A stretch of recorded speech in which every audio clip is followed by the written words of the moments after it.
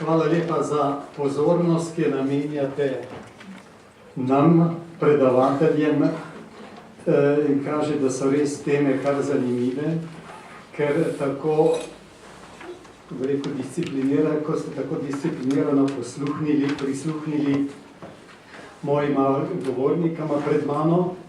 Seveda moj prispevek ne bo tako literarno obarvan, kot je bil od prijatelja Jožeta, kajti jaz vam tukaj želim povedati nekaj stavkov o prostovoljnem delu kot servisu pomoči potrebnim. Pomoči potrebnim na tem svetu je veliko. In veliko je tudi nas, ki to pomoč, ki jim pomagamo. Se veste, ko govorimo v Sloveniji o prostovoljstvu, se vsi najprej spomnimo na gasilce. Gasilci, ne glede na ideološko pripadnost, gremo, kjer gori, pika, in gremo domov, ko neha. No, je pa seveda pri vsem tem prostovoljstvu je pa to povezano s starejšimi ljudmi, ki, kot je bilo danes že večkrat rečeno, predstavljajo del svetovnega prebivalstva, ki raste najhitreje. V svetu, ki doživlja demografsko preobrazbo, se soočajo z vrsto izzivov glede priznavanja njihovih pravic. Med najbolj pretečimi grožnjami za blaginjo starejših je pa seveda revščina. Druga pravica, ki jo imajo, odnosno pravica, ki jo imajo starejši, da imajo primerno sprejemljivo pot do zdravniške oskrbe s pomočjo politike, ki je sposobna okrepiti osnovno zdravstvo in pomoč družinam, tudi denarno, če je za to potreba. In seveda potrebno je varovati človekovo pravico starejših do sodelovanja na vseh družbenih področjih. V družbi, ki jo pogosto obvladuje logika učinkovitosti in dobička, na starejše zlahka začnemo gledati kot na tiste, ki so neproduktivni in nekoristni. Papež Frančišek pravi, da družba, ki ne skrbi za starejše, nima prihodnosti. S tem se vsi strinjamo. Starejši nam posredujejo zgodovino, nauk in vero, vse to nam izročajo v dediščino. Vseeno se pa pogosto počutimo nekoristne in same, kajti izgubili so svoje mesto v družbi. Te misli je povedal monsignor dr. Ivan Jurkovič na zasedanju Sveta Organizacije Združenih narodov za človekove pravice septembra letošnjega leta. Toliko za uvod. Stanje socialne varnosti v Sloveniji, o tem bi rad spregovoril nekaj besed. Obvezno pokojninsko in invalidsko zavarovanje je najpomembnejši del sistema socialne varnosti. Sistem varstva starejših oseb dobiva v svetu vse večji pomen, ima vedno izrazitejšo politično, ekonomsko in socialno vlogo, saj delež starejšega prebivalstva narašča.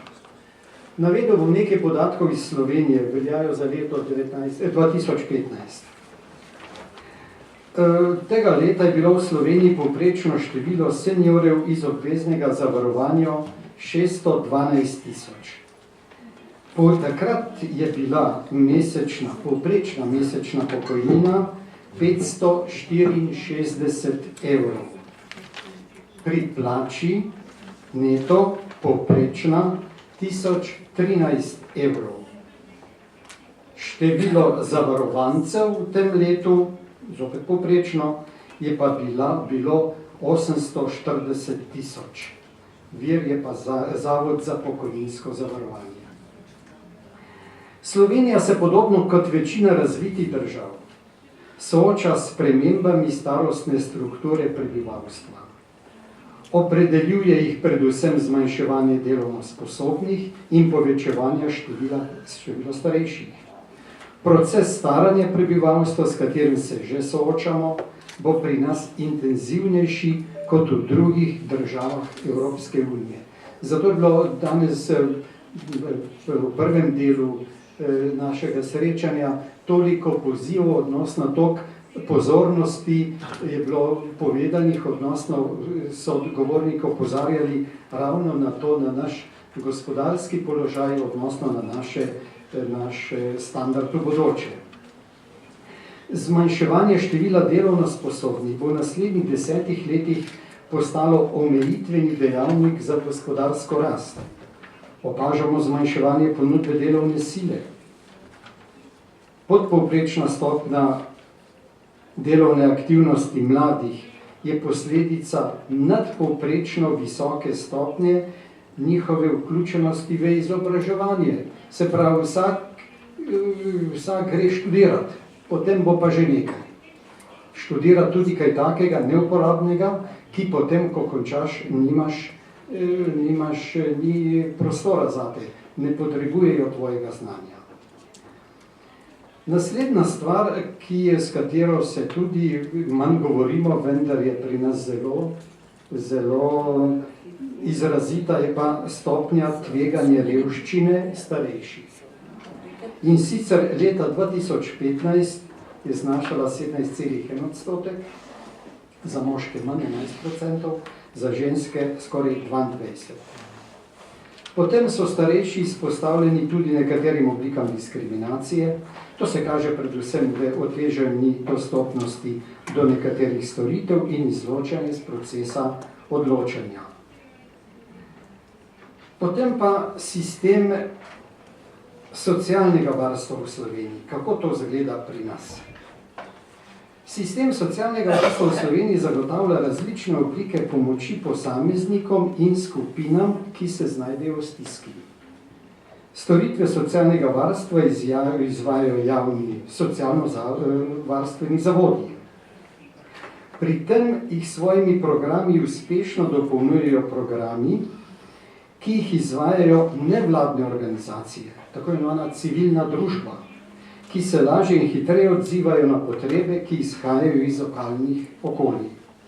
Med nevladne organizacije sodi številčno močna Zveza društev upokojencev Slovenije, nevladna organizacija, ki letos praznuje 70-letnico ustanovitve in ima v svojih vrstah približno tretjino vseh seniorjev, torej več kot 200 000. To pomeni, da so upokojenci že od ustanovitve pred tolikimi desetletji, kot rečejo sami, namenjali posebno pozornost druženju in iskanju možnosti, da ne bi ostali doma, ampak bi si z organiziranjem raznolikih dejavnosti krepili telesne moči in bistrili duha.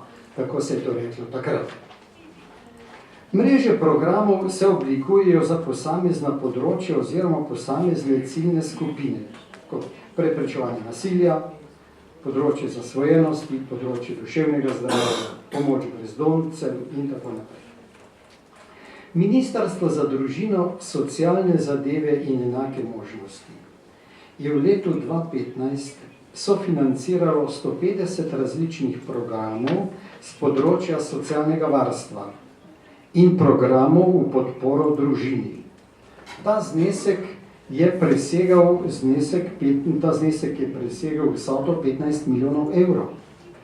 Zagotavljal je zaposlitev več kot 500 strokovnjakom, 500. Poleg tega je v programe vključeno več kot 7000 prostovoljcev. Zelo pomembno. Svoje delo predstavijo upokojenci vsako leto na festivalu za 3. življenjsko obdobje, ki poteka v Ljubljani ob mednarodnem dnevu starejših, ki je, kot veste, 1. oktobra. Letos so organizirali 250 predavanj, delavnic in kulturnih prireditev.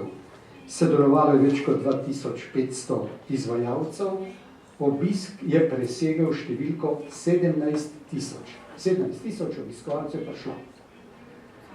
No, ta pomoč, pomoči potrebnim, ki niso na politični strani, če tako rečem. Naše 3 politične stranke, se pravi Slovenska ljudska stranka, Slovenska demokratska stranka Nova Slovenija, krščanska demokracija, to smo stranke, kot smo že danes slišali, zmerne desne sredine. Članice Evropske zveze seniorjev in preko nje Evropske ljudske stranke. Mi si pa s političnimi sredstvi prizadevamo za zaščito pravic upokojencev. Demografske spremembe narekujejo hitro ukrepanje na področju aktivnega staranja, dolgotrajne oskrbe in zagotavljanje virov izplačevanja pokojnin. To smo danes že tudi slišali pereče vprašanje, da bolj ne more biti. Statistika pove, da so se v zadnjih 2 desetletjih povprečne starostne pokojnine znižale z 78% na 60% povprečne plače. Pri tem ne smemo, potem se spomnimo organizacije Evropske seniorske organizacije, ki poziva države članice Evropske unije, tudi članice in regije, da morajo posvetiti vso skrb ranljivim osebam, tistim, ki živijo pod pragom revščine in starejšim, ki potrebujejo dolgotrajno oskrbo. To dobro veste, so tudi zahteve Bruseljske deklaracije iz leta 2013, ki sem jo kot podpredsednik Evropske zveze seniorjev predstavil medijem, političnim strankam in civilni družbi. Zdaj pa še nekaj o organiziranem prostovoljstvu v Sloveniji, kar je naslov mojega prispevka. Etični kodeks organiziranega prostovoljstva navaja prostovoljno delo kot delo, ki ga po svoji svobodni odločitvi in brez materialnih koristi opravlja posameznik v dobro drugih ali v skupno javno korist. Navedel bom 2 primera prostovoljnega dela iz našega okolja. Prvi. Zavod za oskrbo na domu v Ljubljani. To je javni zavod, katerega ustanoviteljica je Mestna občina Ljubljana. Z letakom vabi vse, ki se želijo pridružiti pogumni skupini prostovoljcev in prispevati k bolj humani družbi. Osnovna dejavnost zavoda je socialna oskrba na domu starejših, invalidov in kronično bolnih občanov. Uporabnikom omogoča bolj kakovostno preživljanje prostega časa v obliki druženja na njihovem domu. S krepitvijo socialnih stikov preprečujejo osamljenost, to bolezen starejših. Socialna oskrba na domu je namenjena upravičencem, ki imajo zagotovljene bivalne in druge pogoje za življenje v svojem okolju in se zaradi starosti, invalidnosti ali kronične bolezni ne morejo oskrbovati ali negovati sami. Storitev obsega naslednje sklope opravil. Pomoč pri temeljnih dnevnih opravilih, gospodinjsko pomoč, pomoč pri ohranjanju socialnih stikov, do pomoči so pa upravičeni. Osebe stare nad 65 let, ki zaradi starosti niso sposobne za samostojno življenje. Osebe s statusom invalida, druge invalidne osebe s priznano pravico do tuje pomoči in tako naprej. Mestna občina Ljubljana subvencionira stroške storitve socialne oskrbe v višini 80%. Upravičenec, ki ne zmore plačila, lahko oprostitev uveljavi na Centru za socialno delo. Drugi primer prostovoljnega dela navajam iz mesta, ki je 25 km oddaljeno od prestolnice. Tu deluje več prostovoljnih organizacij. Zelo pomembno je društvo slepih in slabovidnih. V Sloveniji deluje 9 centrov Federacije slepih in slabovidnih, ki so bili ustanovljeni že leta 1920. Kmalu po prvi svetovni vojni, ko so se vračali prvi slepi vojaki. Spada v civilno družbo in se financira preko Slovenske loterije. Pomembni so spremljevalci slepih in slabovidnih. V glavnem so vsi prostovoljci, ki obiskujejo 3-dnevni tečaj pred začetkom njihovega humanitarnega dela. Temeljito se seznanijo z etičnimi pravili, ki jih morajo poštevati. Poseben poudarek je na spoštovanju različnosti in svobodi ter dostojanstvu človeka. Center slepih in slabovidnih v tem mestu deluje že od leta 1936 in je priključen domu upokojencev. V njem je več kot 200 oseb, med njimi je nad 50 slepih ali slabovidnih. Številni prostovoljci jim pomagajo, njihovo delo koordinira komisija, direkcija centra. Prostovoljci jih spremljajo po 1 uro na teden. Z njimi gredo na sprehod v park, spremljajo jih v trgovino, gredo z njimi k nedeljski maši, se pogovarjajo z njimi in tako naprej. Prostovoljstvo v tem mestu podpira tudi gimnazija. Ob opisu dijake seznanijo s cilji prostovoljstva. Pomagati tistim, ki imajo zdravstvene težave, ponuditi bližnjemu svoj prosti čas, razumevanje in pomoč. In seveda prostovoljstvo je obvezna in svobodna odločitev. Ko je pa sprejmeš, je pa obvezno. Zdaj pa se vprašamo, kakšne koristi pa imajo prostovoljci. Eno so nove izkušnje, spoznavanje ljudi in njihovih težav.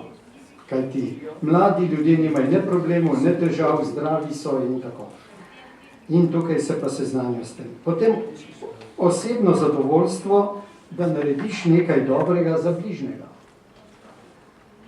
Prostovoljno delo se šteje tudi kot obvezna praksa, ob koncu šolskega leta dobi prostovoljec potrdilo, da je opravljal to delo. Vsak prostovoljec dobi na začetku navodila za delo v okviru letnega programa dela. Če pride do težav, dilem ali problemov, jim pomagajo šolski psiholog, šolski ter zunanji mentor. Tudi starši prostovoljcev morajo poznati program in dati svoj pristanek. In ti prostovoljci, recimo, njima ni delo samo v domu upokojencev, lahko sodelujejo tudi recimo v otroškem vrtcu, kjer pazijo in spremljajo otroke med podaljšanim bivanjem. Potem v nižjih razredih pomagajo učencem pri učenju, pomagajo učencu v primeru daljše odsotnosti ali bolezni in pomagajo seveda sošolcem tudi pri učenju v višjih razredih. Na tej zgoraj imenovani gimnaziji se šola približno 600 dijakov, ena med boljšimi v Sloveniji, od tega je okoli 60 do 70 prostovoljcev. In kaj naj povem za zaključek, ko sem pripravljal ta prispevek, so mi pred očmi bili pravzaprav vsi tisti, ki rabijo pomoč in seveda tudi mladi, ki so pripravljeni pomagati, samo povabiti jih je treba, spodbuditi jih je potrebno, jih motivirati, kot rečemo, ne? Kajti za mlade ljudi je prostovoljno delo šola za življenje. Spoznavajo težave sočloveka in mu pomagajo sprejeti in preživeti bolezen ali fizično nemoč. S prostovoljstvom oblikujejo značaj in širijo idejo medgeneracijskega sodelovanja. Toliko z moje strani, hvala za pazljivo pozornost.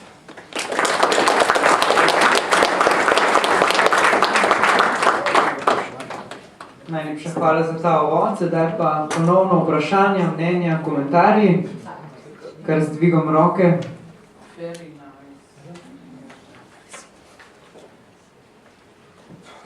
Tukaj na levi. Hvala lepa.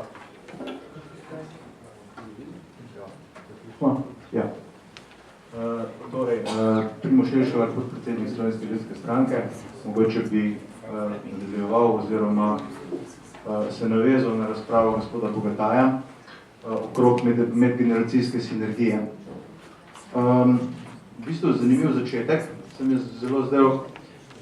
Sam imam to srečo, da vodim že kar nekaj let fundacijo Svečka, ki se ukvarja prav z medgeneracijskim povezovanjem. Vsako leto organiziramo tudi dobrodelno akcijo Manj svečk za manj grobov, tako da imamo kar veliko enih informacij direktno z terena, kako ljudje dojemajo tiste, ki so v Sloveniji pomoči potrebni. Vsako leto, bom rekel, okrog 20 do 30 je tistih prošenj, ki jih nekako bom rekel, sprejmemo v obdelavo in na podlagi katerih se potem odločamo, komu bodo vsa ta sredstva namenjena, ki jih zberemo. Poglejte, en dober podatek je bil dan, kar se tiče upokojencev, je kar visoka stopnja tistih, ki živijo pod pragom revščine. V Sloveniji, generalno pogledamo, mislim, da je okrog 14,5% vseh ljudi živi pod pragom revščine. In med temi, ravno zdaj sem šel pogledat, je en velik del upokojencev. V bistvu največji del, od 280 tisoč vseh ljudi, ki živijo pod pragom, jih je več kot, mislim, da skoraj 80 tisoč, to pomeni največji del, več celo kot brezposelni. Tako da jaz mislim, da v Sloveniji imamo eno veliko napačno predstavo o tem, kje so tisti ljudje, ki so najbolj podvrženi revščini. Ne? In generalno, ko dobivamo, mislim, to je v domeni bolj levih političnih strank, ta, kako bom rekel, medgeneracijska sinergija in pomoč. Mislim, da delamo tudi, da delamo na desni strani, skoro desne politične stranke, eno veliko napako, da tega bolj na prepoznavni način tudi v medijih ne komuniciramo, kajti na ta način bi lahko pravilno usmerili, bom rekel, ta sredstva, ki so zbrana na mnogih področjih. Ker pogledajte, če imajo ljudje izkrivljeno podobo o tem, kdo potrebuje, potem so sredstva vedno namerjena eni ciljni skupini in tista nekako pomaga. Na drugi strani pa vidimo upokojence, ki pa jih nihče v to ciljno skupino ne uvršča. In vemo, recimo, en upokojenec je cel dan doma, potrebno ima stroške kar precej visoke z ogrevanjem, za tako drugo zadevo, še mogoče za kakšne vnuke skrbi, ima bistveno več stroškov, kot pa nekdo, ki je na borzi, mogoče ima še na črno delo, vemo, kako je v Sloveniji, in ko so pa sredstva razporejena, se pa tukaj dela en velik razkorak. Torej, mogoče ideja, ne dober gospodar, kot sam posebi poskrbi za svoje starše, poskrbi za tiste, ki so podjetje, gospodarstvo postavili, ker ve, da jim je vse dolžen. In še enkrat znova lahko samo ugotavljam, da Slovenija ni ena dežela dobrega gospodarja, ker mi ne poskrbimo za tiste, ki so Slovenijo postavili na noge. Rešili pa bomo to z obveščanjem, z, bom rekel, javnim pristopom in pokazati, kje so tiste sive lise v Sloveniji, ki jih moramo zapolniti. Hvala lepa. Hvala. Kar naprej še, lahko mnenje ali dve, komentar ali dva vprašanja. Izvolite. Ja, Andrej Umek, jaz bi samo tole, kar je bilo ravno kar povedano in kar je prej Bogataj povedal, bi jaz to nič ne komentiral. Namreč, res je, leve stranke se predvsem skrbijo v narekovajih seveda za socialno delo in socialne centre. Mene je šokiral podatek, ki ga je navedel gospod Bogataj, 15 milijonov za pomoči potrebnim, od tega 500 strokovnjakov. Zdaj pa malo zračunajte, kaj to pomeni. To pomeni, da gre 2/3 tega denarja tako zvanim strokovnjakom in samo 1/3 tega denarja potrebnim.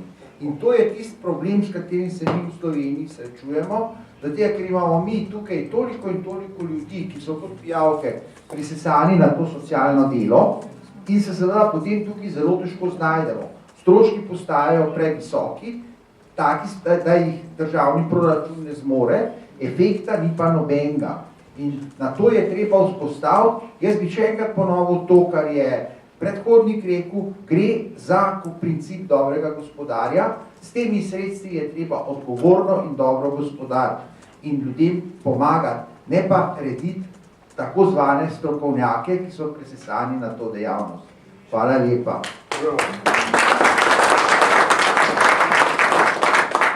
Hvala tudi vam. Lahko še naprej, kako vprašanje, komentar.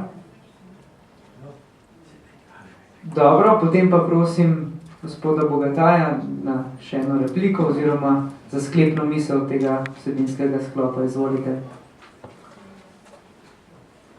Ja, predvsem nimam kaj dodati. Se popolnoma strinjam. To, kar sem najprej pri gospod Umek, ko sem jaz to podatke iskal, imam vir, kje sem ga dobil, sem bil pravzaprav presenečen. Je to res mogoče? Pa kaže, da je. Tako je tak je bil podatek. To pomeni, da nas te stranke, kot rečemo, zmerne desne sredine čaka še veliko dela,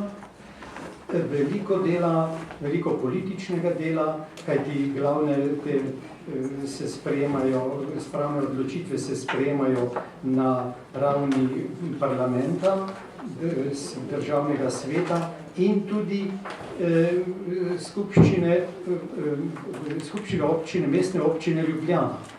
Tako da tam je naše delo, tam moramo s svojimi, če imamo svojimi delegati, postaviti ta vprašanja in to predlagati, odnosno zahtevati, da pokažejo račune, kot rečemo po domače, in seveda se zanimati o porabi denarja, kajti ti denarji so veliki denarji in vprašanje je, če so porabljeni racionalno.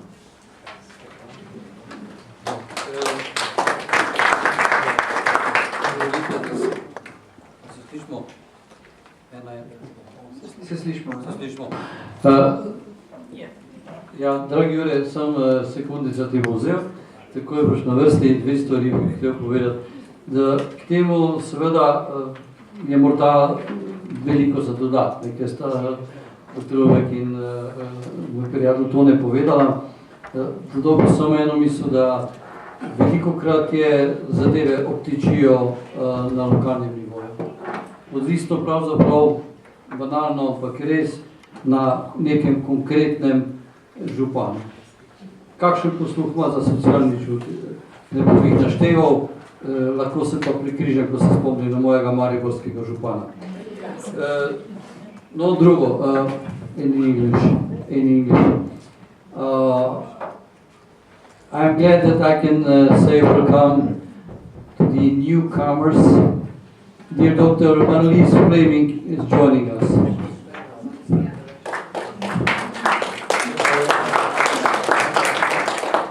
You missed a lot, but anyway, be welcome. Hvala, gospod Zinreh.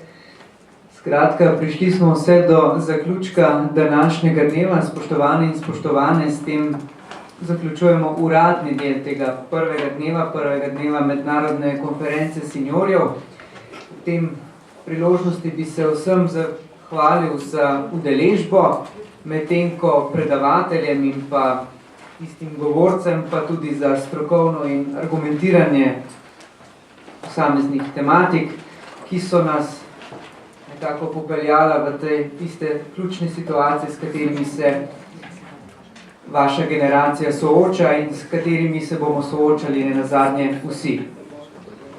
Tuje goste strani Evropske zveze seniorjev in pa seveda tudi organizatorje lepo naprošam,